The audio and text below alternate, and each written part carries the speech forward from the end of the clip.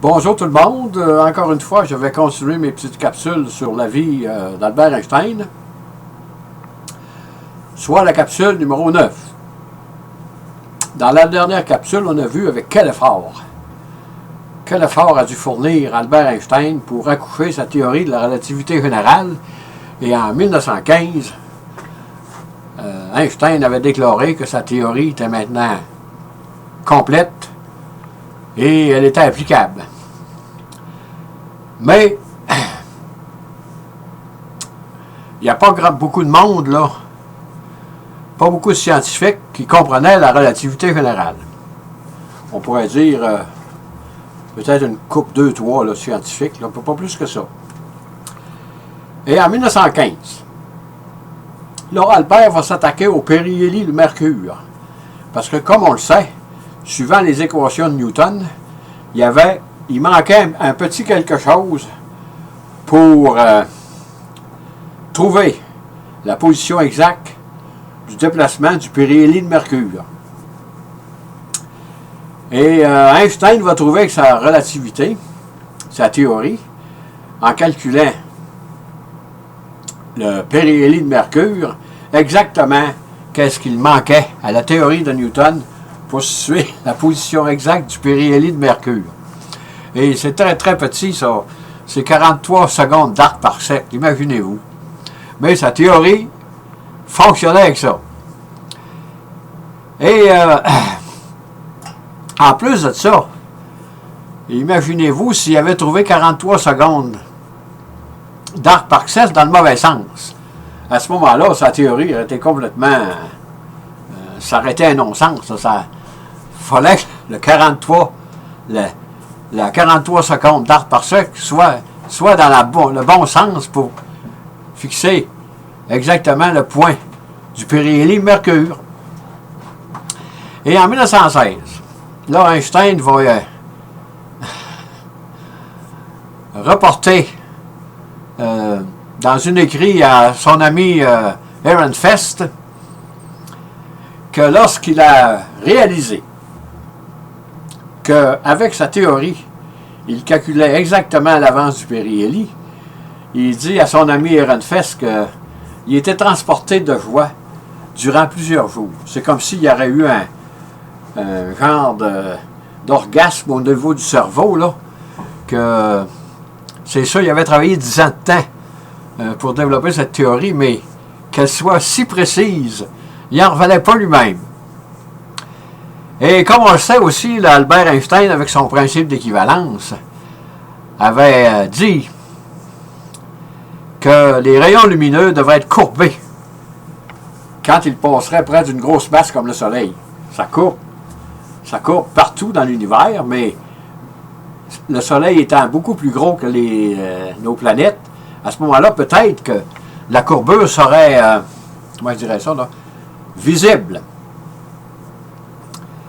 Et en 1913, qu'est-ce qu'Einstein fait, là? Il correspond avec George Hales. C'est un astronome, ça. C'est un astronome, je crois, américain. Ou anglais, là, de mémoire, je ne m'en souviens pas exactement. Mais je sais que c'est un astronaute. Il écrit une lettre pour voir si on pourrait mesurer la déviation des rayons lumineux du Soleil sans qu'il y ait d'éclipse. Autrement dit, en plein jour. Et Hale il avait répondu qu'il avait consulté plusieurs astronomes de l'époque, là, et que ce n'était pas possible. Et qu'il fallait absolument une éclipse de Soleil pour vérifier la courbure des rayons lumineux. Et en 1914, il y en a eu une qui était possible d'observer en Russie, mais à cause de la guerre, l'expédition n'a pas eu lieu. Et en 1919, le 24 mai 1919, une expédition organisée par la Royal Society, avec à sa tête Arthur Eddington, comme on voit ici. Ça, c'est Ernest, ton grand ami. Est organisé pour mesurer la courbure des rayons lumineux durant cette éclipse. Ça, évidemment, que À cette époque, le Royaume-Uni contrôlait le monde. C'est comme si les Américains de nos jours, là, il y a seulement eux qui pouvaient, disons, possiblement organiser une telle expédition. Et qu'est-ce qu'on a fait? On a envoyé une équipe au Brésil et une petite ville là, du Sobral et une autre équipe à l'île de Principe. C'est une possession portugaise dans l'océan Atlantique, un peu assez loin des côtes de l'Afrique de l'Ouest. Et évidemment que dans ce temps-là, les nouvelles n'allaient pas si vite, là. Cette expérience-là a eu lieu le 29 mai 1919. Et Einstein en a eu 20 au début de septembre. Là, il avait entendu parler que sa théorie semblait concorder les faits. Et le 22 septembre 1919, Anton Lorentz, lui c'était le polyglotte de l'époque.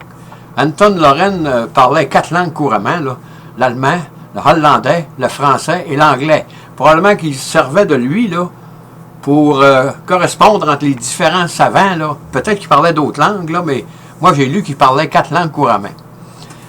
Et il faisait affaire direct avec Anton Lorentz, là, parce qu'Einstein, dans ce temps-là, lui, il parlait allemand. Et il annonce à Einstein par télégramme que sa théorie avait été vérifiée et s'avérait exacte. Ça a chicoté Albert longtemps, là, depuis peut-être 1907, là, quand il avait découvert, avec son principe d'équivalence, que les crayons lumineux seraient courbés, mais il était sûr de son affaire. Il était sûr que c'était ça. Mais on ne pouvait pas le prouver. Mais là, ça a été prouvé en 1919. Et le 27 septembre, il confirme à sa maman, qui était gravement malade, là, elle est décédée pas longtemps après d'un cancer, là, que sa théorie sur la réflexion de la lumière était exacte. Et le 6 novembre 1919, imaginez-vous les Anglais, les Britanniques de cette époque, le lendemain de la Première Grande Guerre mondiale, organisent à la Royal Society un genre de meeting pour honorer, disons, Albert Einstein, qui lui était considéré comme un Allemand. Et il fallait que ce soit quelque chose de très, très important là, pour l'époque. Imaginez-vous, là. Les Anglais allaient organiser un pareil séminaire là, pour confirmer la théorie de la relativité générale d'Albert Einstein. Et il y a eu toutes sortes d'articles dans les journaux à cette époque, là. Newton détrôné, dans les journaux anglais, là. Une nouvelle façon de voir le monde, en tout cas, toutes sortes de... les journaux se sont emparés de ça, là, puis ça a fait disons, ça a été quelque chose qui a été mondial. Et en décembre là, 1919, Eddington écrivait à Einstein pour lui dire que toute l'Angleterre parlait de sa théorie de la relativité générale. Le monde ne comprenait pas, mais on savait qu'il y avait quelque chose d'extrêmement important qui venait de se produire dans le domaine des sciences. Et c'est là qu'à partir de cette expérience du Brésil et de l'île de Principe, que Einstein est devenu une vedette mondiale. Aujourd'hui, on dirait un rockstar. Là. Il est venu connu à travers le monde. Tous les journaux ont parlé d'Albert Einstein avec sa théorie. Et en 1921, Albert Einstein va recevoir le prix Nobel pour son effet photoélectrique qu'il avait découvert en 1905. Et sur ce, je ne voudrais pas m'attarder trop longtemps, mais je voudrais mettre une petite anecdote là, au sujet de Marcel Grossman, quand il a fait travailler avec Albert pour les équations de la relativité générale. C'est Albert Einstein qui a rapporté ça dans ses mémoires. Il disait que Marcel avait toujours eu horreur de s'asseoir sur une chaise qui était réchauffée par quelqu'un d'autre qui venait de se lever. Et Wolfman avait conclu en disant à Albert, depuis que je fais de la physique avec vous, je réalise maintenant que la chaleur est totalement impersonnelle. On dirait qu'il y avait dédain de s'asseoir sur une chaise que quelqu'un n'a déjà vu qui était faux. Mais c'est une petite anecdote que je voulais signaler en passant. Et une autre chose que je voudrais mentionner aussi, c'est que l'autre jour sur YouTube, je voyais Étienne Klein, c'est pas le dernier des venus, qui lui, avec les découvertes que le grand Albert a faites au cours de sa carrière, il s'est toujours demandé comment ça se fait qu'Albert n'est pas venu fou. Parce qu'il disait, il y a des savants qui ont trouvé des choses bien moins importantes qu'Albert Einstein, mais il y en a qui sont devenus fous. Sur ce, je vous dis bonne écoute, merci et à la prochaine.